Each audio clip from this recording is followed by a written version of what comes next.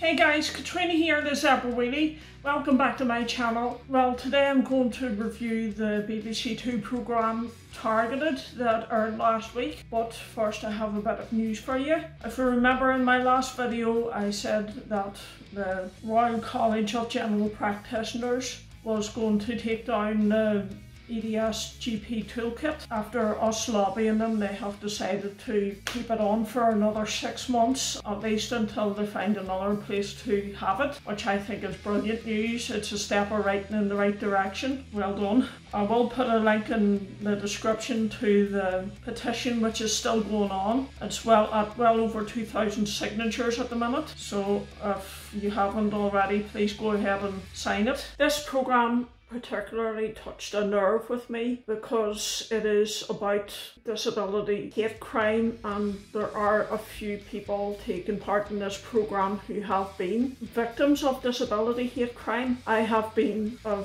victim of severe disability hate crime twice now. I still do get like stupid comments and that, but everybody gets them if you have a disability. But this show covers the severe end of disability hate crime in particular, and this first lady has dwarfism. There was an incident where she was kicked in the head by a complete stranger, which I think is bloody awful. In this incident she was talking about walking past someone's flat and someone called her a freak and tried to take a picture of her.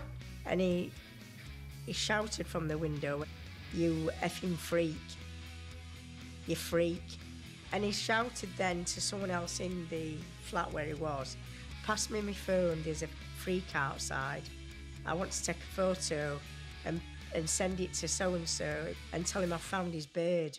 His bird's here." And I said to him, "What are you doing?" And he said, "I'm taking a photo of you, you effing freak." So I said, "What gives you the right to do that?"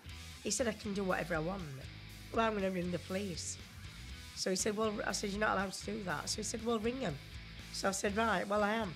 I started walking away, and this woman appeared at the window that I do think now was his mum. God, if the mother's like that, no wonder the child is as bad as he is. "What were you going to contact?" So I said, "I'm going to ring the police." So she went, "Why?" So I said, "Because he's taking a photo of me and he's not allowed to." So she went, "Well, why not? You're a freak."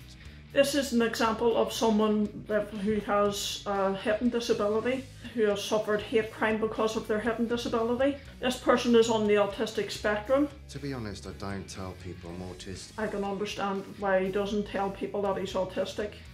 You know, seeking for better treatment, seeking for attention, seeking to, you know, it could be so-called excusing bad behaviour. People don't like the idea that someone on the spectrum is trying to fit in. Put your one foot here, left foot here. Yeah? They think that, oh no, I don't want to be seen with that guy.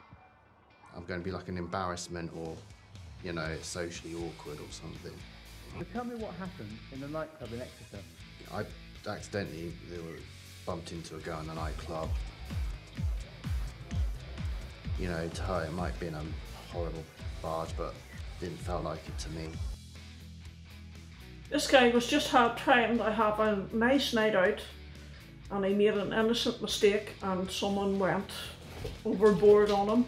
It's difficult enough for people with autism to have a social life, and this is just horrible.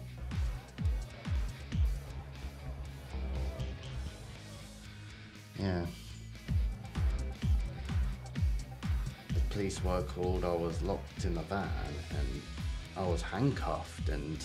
That's typical of police officers not being correctly trained in disability awareness. So, but no, it was completely the other way around.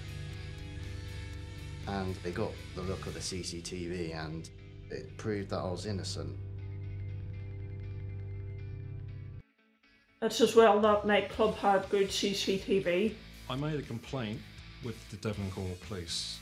Good. Devon was awarded an out-of-court settlement. There's not a lot I can say about it actually, except it was a success and we You're right.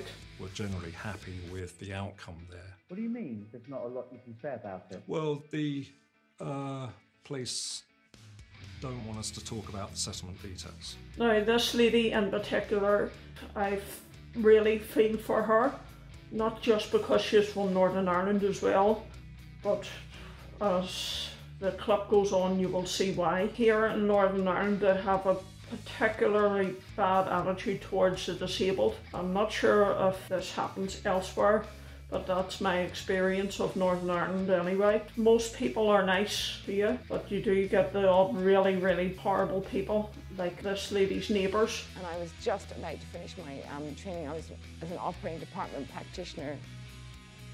I loved what I did, helping other people. That's another misconception about disabled people that is rather ableist. People assume that just because we're disabled we haven't achieved anything in life. This lady clearly has a nursing degree and she worked her whole life before her injury. If you want to watch the full programme, I will put a link in the description, but if you have a disabled person living on your street or in your neighbourhood, please be nice to them, like they're human too. There's no point in being a prick. Thank you for watching. If you like this video, please like, comment and subscribe by clicking below, and remember to hit the notification bell, as YouTube does not notify you when I upload a video unless you hit the notification bell. Thank you for watching. Bye bye.